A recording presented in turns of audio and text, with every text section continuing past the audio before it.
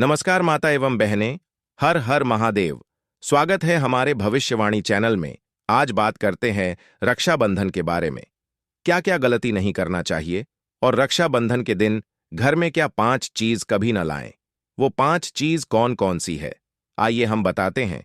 Video को last तक देखें, बिल्कुल स्किप ना करें। और हाँ, वीडियो को लाइक और चैनल को सब्सक्राइब कर लें ताकि हमारी वीडियो सबसे पहले आपके पास आए। रक्षाबंधन एक ऐसा पावन पर्व जो बहन भाई के रिश्ते की सबसे मधुर, सबसे पवित्र अभिव्यक्ति है। जब बहन अपने भाई की कलाई पर रक्षा सूत्र बांधती है तो वह केवल धागा नहीं बांध रही होती, बल्कि अपने समर्पण, अपने प्रेम, अपनी प्रार्थनाओं और अपने त्याग का अनोखा संगम उस एक सूत्र में समाहित कर देती है। वही धागा बन जाता है भाई की लंबी उम्र का वचन, उसकी खुशियों की गारंटी और उसके जीवन की रक्षा का संकल्प। पर इस रक्षाबंधन, जब बहनें अपने घरों से मिठास, उपहार और श्रद्धा के भाव लेकर आती हैं, तो कुछ ऐसी चीजें भी होती हैं जिन्हें भूलकर भी घर नहीं लाना चाहिए। ये चीजें केवल भौतिक नहीं होतीं, इनका संबंध उस अदृश्य ऊर्जा से होता है जो हमारे जीवन, हमारे रिश्तों और हमारे भाग्य की दिशा तय करती है। जब कोई पर्व आता है तो केवल तिथि नहीं आती, वह एक ऊर्जा लेकर आता है, एक विशेष वातावरण लेकर आता है, एक ऐसा माहौल जो हर भावना को प्रबल बना देता है। रक्षाबंधन पर जो भी चीजें घर आती हैं, उनका प्रभाव सीधा सीधा उस भाई के जीवन पर पड़ता है जिसकी कलाई पर वह धागा बंधा होता है। इसलिए यह जरूरी हो जाता है कि हम न केवल क्या लाएं, बल्कि क्या न लाएं, इसका भी ध्यान रखें। कई बार लोग अनजाने में या आधुनिकता के चक्कर में कुछ ऐसी वस्तुएं घर लेकर आ जाते हैं जो न केवल उस दिन की पवित्रता को दूषित करती हैं, बल्कि घर के सौभाग्य पर भी छाया डाल देती हैं। सबसे पहली चीज जो इस दिन घर में नहीं लानी चाहिए, वह है कटुता की कोई भी निशानी। चाहे वह किसी पुराने झगड़े की याद हो, कोई रूठा हुआ रिश्ता, कोई तकरार या मनमुटाव। रक्षाबंधन के दिन ऐसे भाव घर में लेकर आना पाप के समान होता है। बहन जब भाई के घर आती है तो उसका मन साफ, निर्मल और निष्कलंक होना चाहिए। अगर किसी बहन के दिल में किसी रिश्तेदार के लिए, ससुराल के लिए या यहां तक कि अपने भाई के लिए ही कोई शिकायत पल रही हो, तो उसे उस द्वार के भीतर कदम रखने से पहले अपने हृदय से धो देना चाहिए। क्योंकि रक्षाबंधन का सूत्र तभी फलदायी होता है जब वह निष्कलंक प्रेम से बंधा हो, वरना वही सूत्र, वही पर्व उल्टा असर देने लगता है। कटुता, शंका और मन की मैल, यह तीनों चीजें उस घर के वातावरण को विषैला बना देती हैं और भाई पर कोई न कोई संकट आ ही जाता है। दूसरी चीज जो इस दिन नहीं लानी चाहिए, वह है कोई भी वस्तु जो टूटी फूटी हो। चाहे वह टूटा हुआ उपहार हो, छिटका हुआ बर्तन हो, फटी हुई मिठाई की डिब्बी हो या खंडित मूर्ति हो। रक्षाबंधन पर ऐसी वस्तुएं घर लाना अपशकुन माना गया है। यह शास्त्रों में स्पष्ट रूप से कहा गया है कि किसी भी शुभ कार्य या पर्व के समय खंडित या अपूर्ण वस्तु का प्रयोग नहीं करना चाहिए, वरना उसका प्रभाव भी अधूरा और नकारात्मक होता है। जब बहन अपने भाई को कोई उपहार दे तो वह पूरा हो, सुंदर हो, स्नेह से भरा हो। उसी प्रकार जब भाई बहन को कुछ देता है तो उसमें भी सच्ची भावना हो, न कि कोई दिखावा या मजबूरी। टूटे उपहार की तरह टूटे रिश्ते भी अच्छे नहीं होते, और ऐसे अवसरों पर तो और भी नहीं। तीसरी चीज जो इस दिन घर नहीं आनी चाहिए, वह है बाजारू या दिखावे वाली चीजें जो केवल दिखाने के लिए लाई गई हों, पर उसमें भाव शून्य हो। आजकल की इस तेज रफ्तार और सोशल मीडिया वाली दुनिया में लोग तस्वीरों में परफेक्ट दिखने के लिए हर संभव प्रयास करते हैं। महंगे गिफ्ट, ब्रांडेड राखियां, रिटर्न गिफ्ट्स की होड़, इंस्टाग्राम स्टोरीज, लेकिन इन सब में भावना गायब होती जा रही है। रक्षाबंधन का पर्व बाजार से खरीदी गई कोई प्रतियोगिता नहीं है, यह एक आत्मीयता का संबंध है। अगर कोई बहन केवल इसलिए भाई के घर आती है कि सब जा रहे हैं तो मुझे भी जाना चाहिए, या कोई फोटो पोस्ट करनी है, तो वह केवल शरीर से आई है, आत्मा से नहीं। और ऐसा आगमन भी उस घर के लिए शुभ नहीं होता। रक्षाबंधन पर घर वही चीजें लाएं जो दिल से निकली हों, भले वह एक छुटकी चावल हो, एक जोड़ी राखी हो या केवल एक स्नेह भरी मुस्कान हो। चौथी बात, जो शायद सबसे गंभीर है, वह यह कि इस दिन घर में किसी की बुराई, निंदा या अपशब्दों को भी प्रवेश नहीं देना चाहिए। बहन हो या भाई, कोई रिश्तेदार हो या मेहमान, रक्षाबंधन के दिन जो भी व्यक्ति दूसरे की निंदा करता है, उसकी जुबान से निकले शब्द वातावरण को दूषित कर देते हैं। शास्त्रों में वर्णन आता है कि जब कोई पर्व होता है तो उस समय देवताओं की विशेष कृपा उस स्थान पर होती है। ऐसे में अगर वहां कोई बुरा बोल दे, अपशब्द कहे या नकारात्मकता फैलाए तो देवता वहां से चले जाते हैं और उस स्थान को राक्षसी ऊर्जा घेर लेती है। इसलिए जरूरी है कि इस दिन हर व्यक्ति, हर बहन, हर भाई अपने शब्दों का ध्यान रखे। अगर कुछ कहना ही है तो कुछ अच्छा कहो, कुछ ऐसा कहो जिससे दिल को सुकून मिले, किसी का मन न दुखे। पांचवीं बात जो अक्सर अनजाने में हो जाती है वह है क्रोध को साथ लेकर घर आना। रक्षाबंधन जैसे सौम्य, मधुर और भावुक दिन पर यदि कोई बहन या भाई अपने क्रोध, अपनी खींच, अपनी हताशा या कुंठा को लेकर आता है तो वह अपने साथ सिर्फ विष लेकर आता है। ऐसा व्यक्ति अपने आसपास की सकारात्मक ऊर्जा को नष्ट कर देता है। रक्षाबंधन पर बहनें जब भाई के घर जाएं तो मन को शांत रखें, हृदय को कोमल बनाएं और यदि कोई पुरानी बात मन में हो भी तो उसे बहा दें, क्योंकि यह दिन है रिश्तों को जोड़ने का, रूठों को मनाने का, दूरियों को पाटने का, न कि और दरारें पैदा करने का। इन 5 बातों को अगर हम अपने जीवन में, अपने घर में इस रक्षाबंधन पर उतार लें तो यकीन मानिए यह पर्व केवल एक रस्म नहीं रहेगा, यह एक दिव्य अनुभूति बन जाएगा। जब बहन अपने हाथों से भाई को तिलक लगाएगी तो वह केवल चंदन नहीं होगा, वह उसके भाग्य का दीपक होगा। जब वह राखी बांधेगी तो वह केवल धागा नहीं होगा, वह उसके जीवन की कवच बनेगी। जब मिठाई खिला रही होगी तो वह केवल स्वाद नहीं होगा, वह उस रिश्ते की मिठास होगी।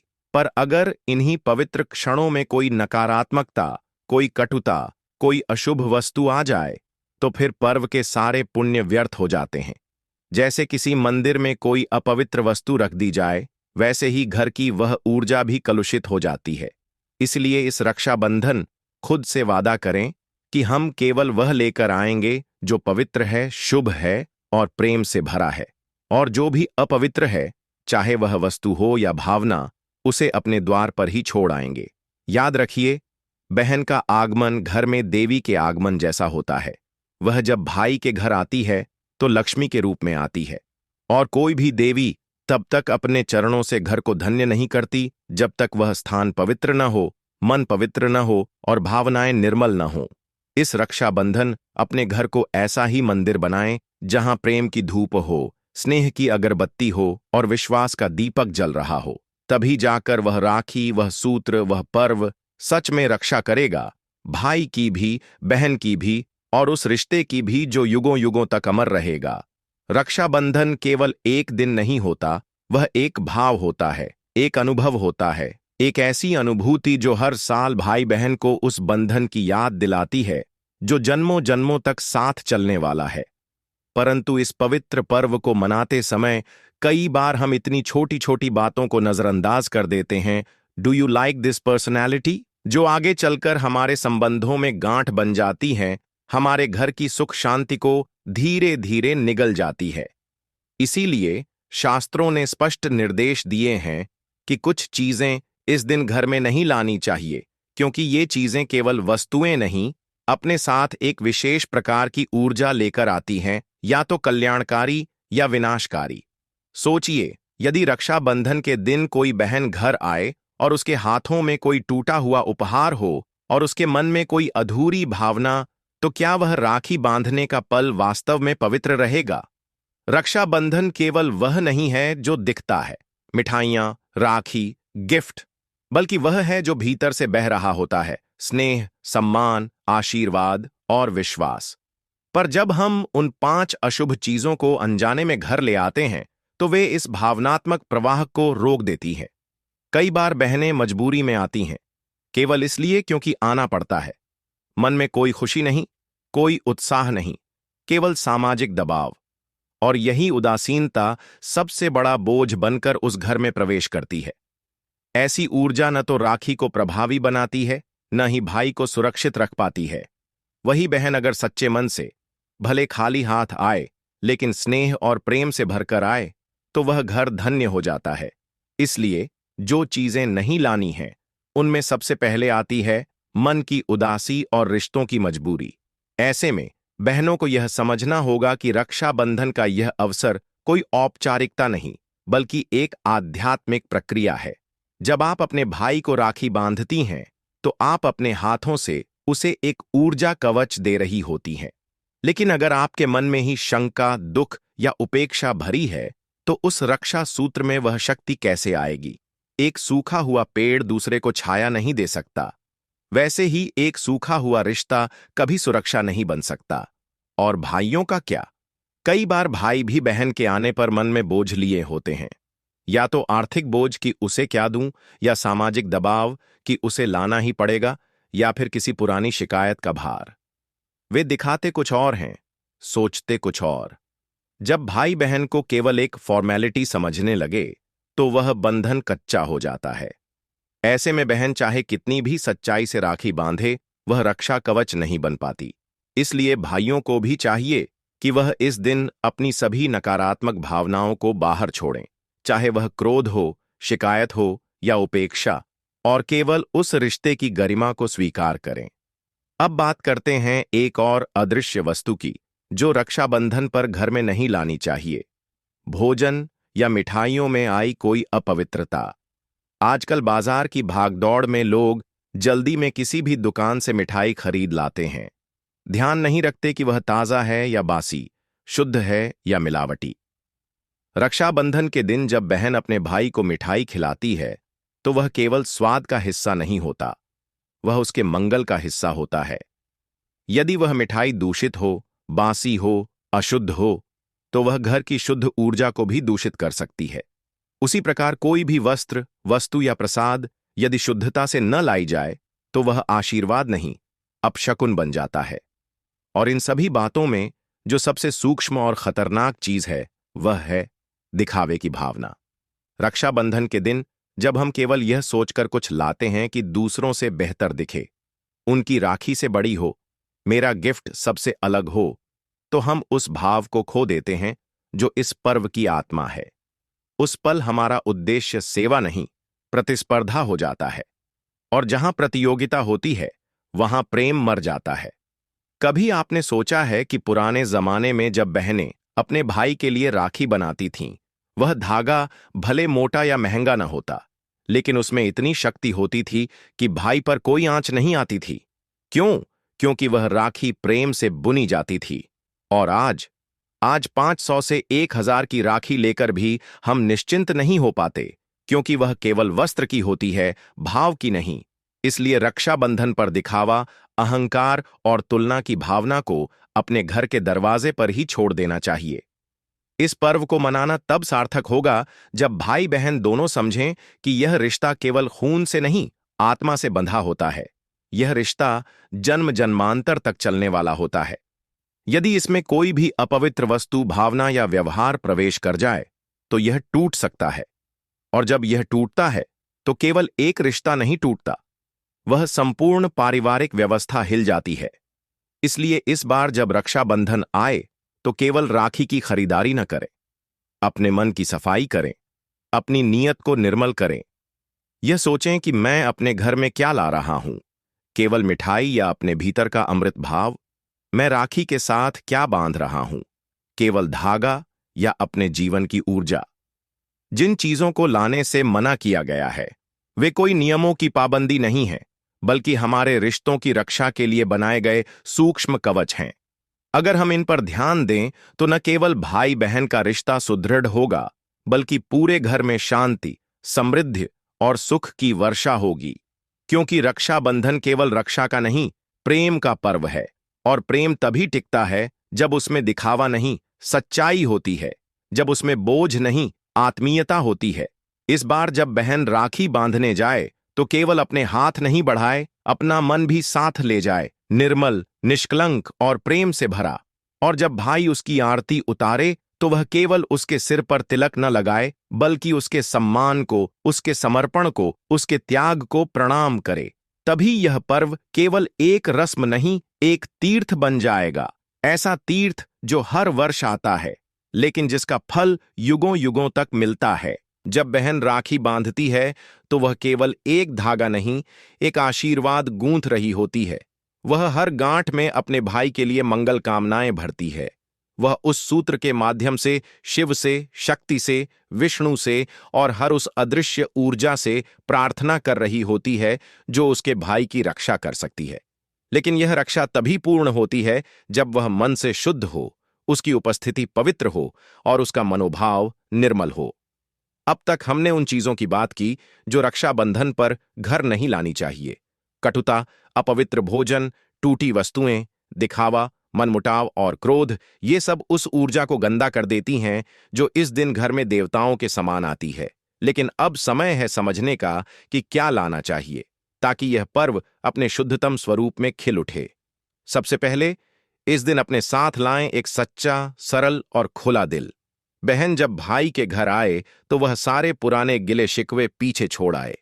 अगर किसी वर्ष राखी नहीं भेज पाए, अगर कोई नाराजगी हो गई थी, अगर पिछले साल उपहार में कमी रह गई थी, तो उन्हें भुलाकर आगे बढ़ें। राखी केवल धागा नहीं, क्षमा का, अपनत्व का और पुनर्मिलन का भी प्रतीक है। हर गांठ में प्रेम की शक्ति होती है जो पुराने घावों को भर सकती है। और भाइयों को चाहिए कि वे अपनी बहनों को केवल एक रस्म न समझें। जब वह राखी बांधती है तो उसके बदले में केवल गिफ्ट देना ही पर्याप्त नहीं। भाई को उस समय अपने पूरे जीवन के उस आरण को स्वीकार करना चाहिए जो वह अपनी बहन के लिए हर जन्म में उठाता है, उसकी रक्षा का, उसका सम्मान करने का और उसकी भावनाओं को समझने का। इस दिन जब आप घर के द्वार पर बहन का स्वागत करें तो ध्यान रखें कि केवल फूल नहीं बिछाए जा रहे, बल्कि देवता का आगमन हो रहा है।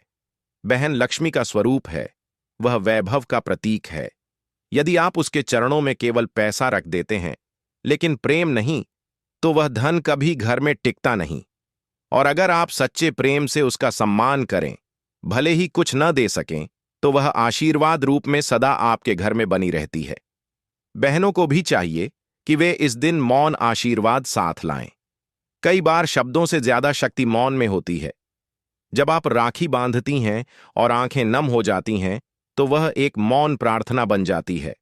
उस क्षण आप केवल एक इंसान नहीं रहती, आप एक देवी बन जाती हैं जो अपने भाई के लिए साक्षात रक्षा सूत्र गूंथ रही होती हैं।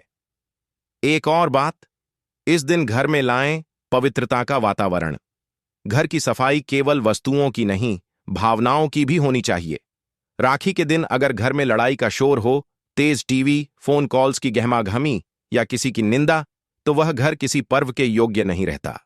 घर को ऐसा बनाएं कि बहन का कदम पड़े तो देवता मुस्कुराएं। उस समय घंटी बजाएं, अगरबत्ती जलाएं, घर में तुलसी के आगे दिया जलाएं, ताकि वह वातावरण शुद्ध हो जाए और राखी के हर शब्द में वरदान बस जाए।